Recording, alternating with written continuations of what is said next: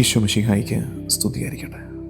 ദൈവത്തിൻ്റെ പരിപാലനയുടെയും പദ്ധതികളുടെയും മുമ്പാകെ എളിമയോടെ നിന്നുകൊണ്ട്, പരിശുദ്ധ അമ്മയെപ്പോലെ എളിമയോടെ നിന്നുകൊണ്ട് നമുക്ക് ഈ ദിവസം ആരംഭിക്കാം.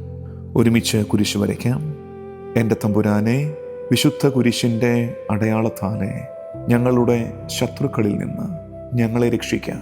ഞങ്ങളുടെ തമ്പുരാനെ, പിതാവിൻ്റെയും പുത്രൻ്റെയും പരിശുദ്ധാത്മാവിൻ്റെയും നാമത്തിൽ ആമേൻ.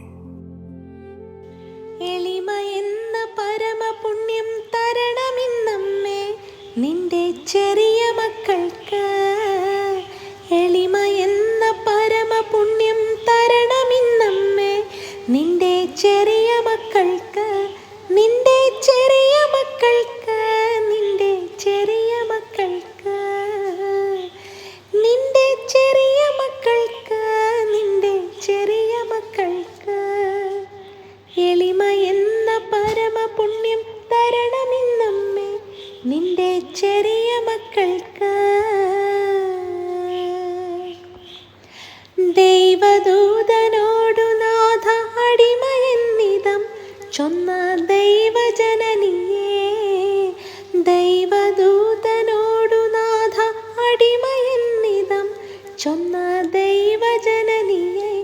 ചൊന്ന ദൈവജനനിയേ, ചൊന്ന ദൈവജനനിയേ, ചൊന്ന ദൈവജനനിയേ, ചൊന്ന ദൈവജനനിയേ.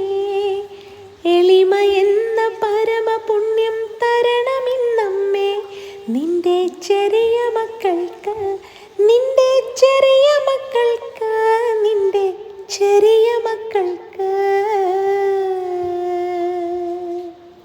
മിഖാ പ്രവാചകന്റെ പുസ്തകം 6-ാം അധ്യായം 8-ാം വാക്യം. മിഖാ ചാപ്റ്റർ 6 വേഴ്സ് 8. മനുഷ്യ, നല്ലതെന്തെന്ന് അവിടുന്ന് നിനക്ക് കാണിച്ച് തന്നിട്ടുണ്ട്. നീതി പ്രവർത്തിക്കുക, കരുണ കാണിക്കുക, നിന്റെ ദൈവത്തിൻ്റെ സന്നിധിയിൽ വിനീതനായി ചരിക്കുക. ഇതല്ലാതെ മറ്റെന്താണ് കർത്താവ് നിന്നിൽ നിന്ന് ആവശ്യപ്പെടുന്നത്? നിന്റെ ദൈവത്തിൻ്റെ സന്നിധിയിൽ വിനീതനായി ചരിക്കുക. മിഖാ പ്രവാചകൻ ഇസ്രായേലിനെ ഓർമ്മിപ്പിക്കുകയാണ്.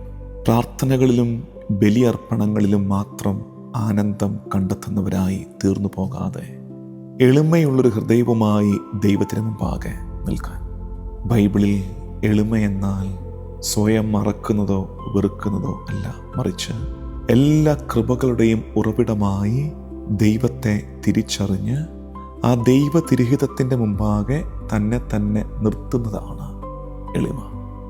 15 നോമ്പിൻ്റെ ഈ കാലത്ത്, പരിശുദ്ധ അമ്മയോടൊപ്പം നമ്മൾ യാത്ര ചെയ്യുന്ന ഈ കാലത്ത്, മറിയത്തിലും നമ്മൾ കാണുന്നത്, അവളിൽ നിറഞ്ഞു നിൽക്കുന്നത് ഈ എളിമയുടെ ഭാവമാണെന്ന് തിരിച്ചറിയും. അവൾ ആരാലും തിരിച്ചറിയപ്പെടണമെന്ന്, പരിഗണിക്കപ്പെടണമെന്ന് ആഗ്രഹിക്കുന്നില്ല. മറിച്ച് എല്ലാറ്റിനും ഉപരിയായി അവൾ ദൈവത്തെ കാണുന്നു. അവളുടെ എളിമയാണ് അവളുടെ ഹൃദയം തുറന്നത്. ദൈവത്തിൻ്റെ അതിസ്വാഭാവിക പദ്ധതിയിലേക്ക് അവളുടെ ഹൃദയത്തെ തുറന്നു വെച്ചതാണ് അവളുടെ എളിമ. ലോകം നമ്മളെ പഠിപ്പിക്കുന്നത് ശ്രദ്ധ പിടിച്ചു പറ്റാനാണ്, മത്സരിക്കാനാണ്, കയ്യടി വാങ്ങിക്കാനാണ്. എന്നാൽ മറിയം നമ്മെ പഠിപ്പിക്കുന്നത് let God be the centre. ദൈവമാകട്ടെ നമ്മുടെ ചിന്തയുടെ, നമ്മുടെ പ്രവൃത്തികളുടെ, നമ്മുടെ ജീവിതത്തിൻ്റെ തന്നെ കേന്ദ്രം. എളിമയുള്ള ഒരു ഹൃദയം ബലഹീനമാണെന്ന് വിചാരിക്കരുത്. എളിമയുള്ള ഹൃദയം ശക്തമാണ്. ദൈവത്തിന് അർഹമായ മഹത്വം വിട്ടുകൊടുക്കാൻ മാത്രം ബലമുണ്ട് അത്തരം എളിമയുള്ള ഹൃദയങ്ങൾക്ക്. നമുക്കിന്ന് സ്വയം ചോദിക്കേണ്ട ചോദ്യം, ഞാൻ കാക്ഷിക്കുന്നത് ദൈവം നൽകുന്ന അംഗീകാരമാണോ, അതോ മനുഷ്യരുടെ ആരാധനയും അഭിനന്ദന പ്രവാഹങ്ങളുമാണ്? മനുഷ്യരുയർത്തിയിട്ട് ദൈവം താഴ്ത്തിയാൽ പോയില്ലേ? മനുഷ്യര് താഴ്ത്തിയാലും ദൈവം ഉയർത്താൻ തീരുമാനിച്ചാൽ അതല്ലേ ഏറ്റവും വലുത്? അതുകൊണ്ട് ആ ദൈവത്തിന് മുമ്പാകെ എളിമയോടെ നിൽക്കാം.